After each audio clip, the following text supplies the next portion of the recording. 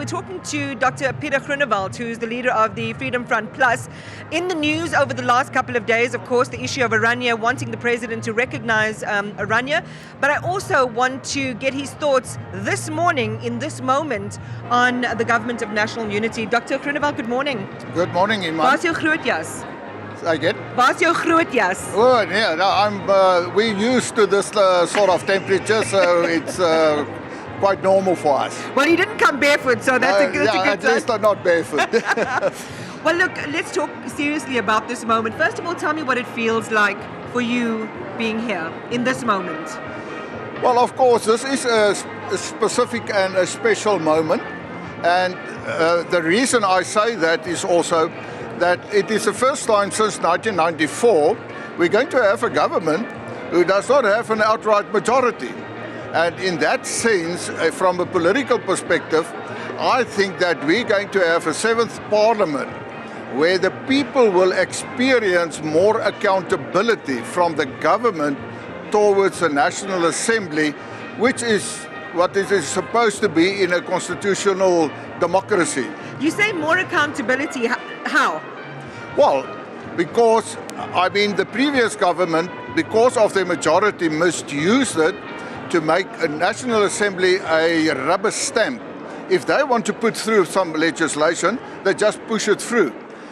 They actually admitted, the Secretary General admitted that their previous leader and former president was protected, and they even lied to Parliament to protect him. They admitted it.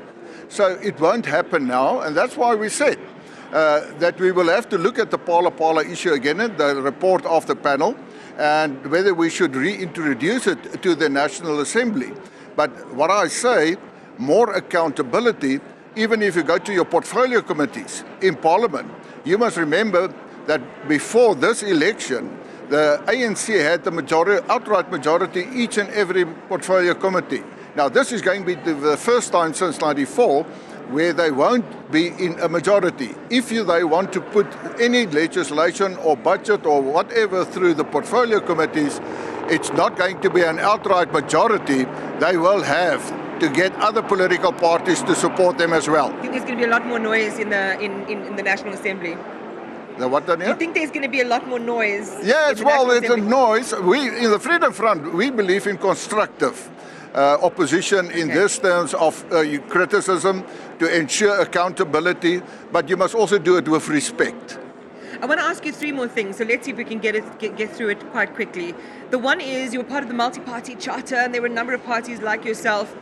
Now there's a GNU, which we're labeling a GNU. You're not a part of it. Do you feel like you've been left in the dust a little bit? Were you politically betrayed at all?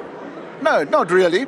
Because remember, we said from the start in the Multiparty Charter that our aim is to get the ANC under 50%. We've succeeded with that part. We hoped that we as opposition parties could form a coalition government. We did not succeed with that. So as far as us concerned, it has a natural death for the Multiparty Charter. So then each and every party can do as it wishes. We must build South Africa. Remember, the slogan of the Freedom Front Plus was restore and build. So if we participate in a government of national unity, it doesn't necessarily mean that you have to be part of the executive. You don't have to be a minister or anything like that. You can do it in other ways, and that's what we're seeing forward to. Let's talk about the request that you had for the president to recognize Afrikaner-only Orania. We're in a moment, Dr. Groenewald, where we're trying to pull together as a country. It's difficult enough as it is because we have so much that divides us. Do you think that this is a unifying move to make this call? Yes, it is, because we've got a Section 235 in the Constitution. We all say we uphold the Constitution. Section 235 recognizes that self-determination. And remember, the benefit of Orania is to the benefit of all the people in the Northern Cape. In this agreement we have with the ANC, because there's going to be public-private partnerships to build and to look into infrastructure in the whole of Northern Cape.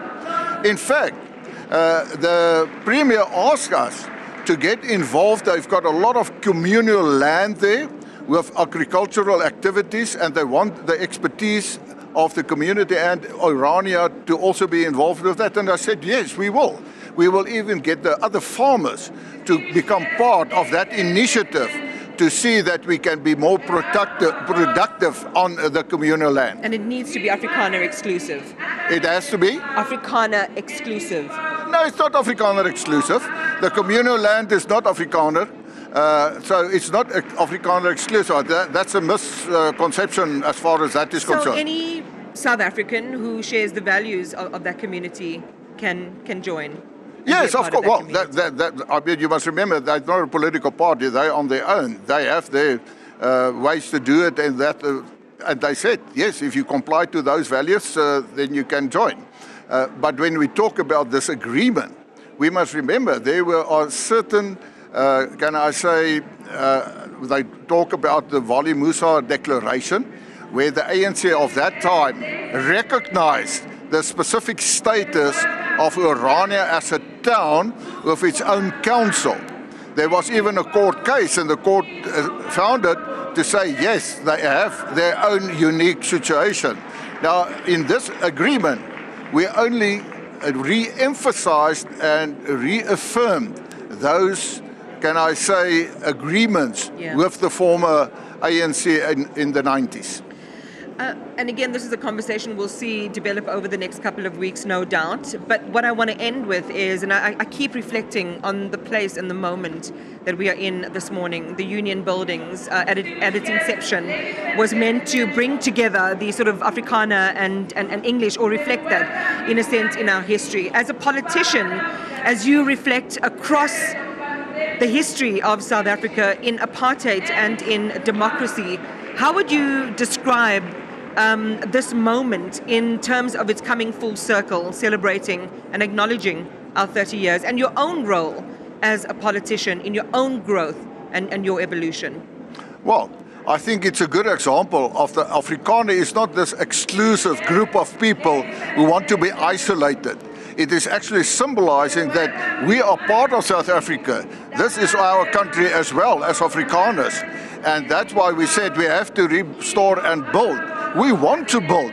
And I think this is a good moment where we say that even as Afrikaners, yes, I'm an Afrikaner, and we say that we build, then we build not only for the Afrikaner, but all the people for the future, because we are here to stay and we are going to be part of that future. So it's no use to be isolated. We are not isolated. Yes, we have our own values.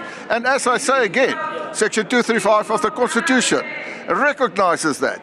But it is an open approach to say, let's take hands and build South Africa.